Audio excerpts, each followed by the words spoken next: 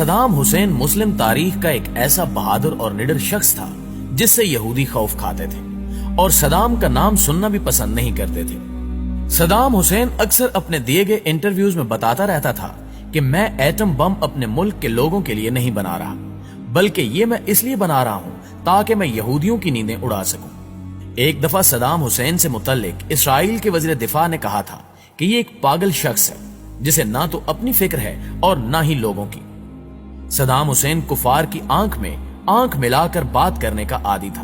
اور جب بھی کوئی یہودی صدام حسین کو سازش کا حصہ بنانا چاہتا تو اسے ہمیشہ ہی منہ کی کھانی پڑتی۔ دوستو، یہی وہ حکمران تھا جو ایک خاتون کی فریاد پر اسرائیل پر چڑھ دوڑا تھا اور اسرائیل کے دارالحکومت پر 40 میزائل داغ دیے تھے۔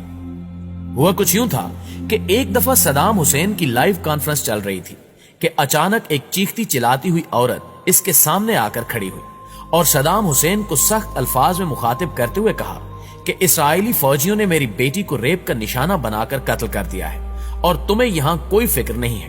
تم عیش و آرام کی زندگی بسر کر رہے ہو اور ادھر ہم پر مظالم کے پہاڑ توڑے جا رہے ہیں۔ اس عورت نے مزید کہا کہ روزانہ ہمارے گھروں سے اسرائیلی فوجی ہم سب کی آنکھوں کے سامنے ہماری بہنوں اور بیٹیوں کو اغوا کر کے لے جاتے ہیں، جن کو بعد میں قتل کر کے پھینک دیا جاتا ہے، اور ہمارے چھوٹے چھوٹے بچوں کو سڑکوں پر گھسیٹ گھسیٹ کر مار دیا جاتا ہے۔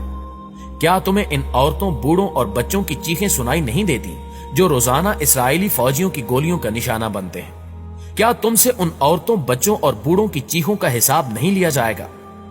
اس عورت کی یہ باتیں سن کر صدام حسین رونے لگا اور کہا کہ اب اسرائیل کا کوئی بھی شخص صبح کا سورج نہیں دیکھ پائے گا، اور جس طرح یہودیوں نے ہماری ماؤں بہنوں کو رلایا ہے، میں اسی طرح ان کی چیخیں نکلواؤں گا اور ان کو تہس نہس کر کے رکھ دوں گا۔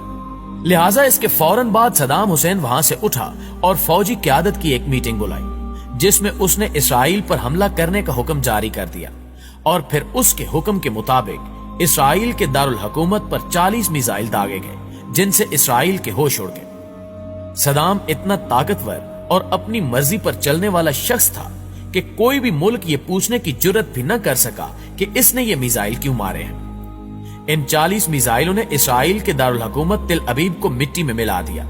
جبکہ بڑی بڑی بلڈنگز تباہ و برباد ہو گئی اور ہزاروں یہودی جہنم واصل ہو گئے۔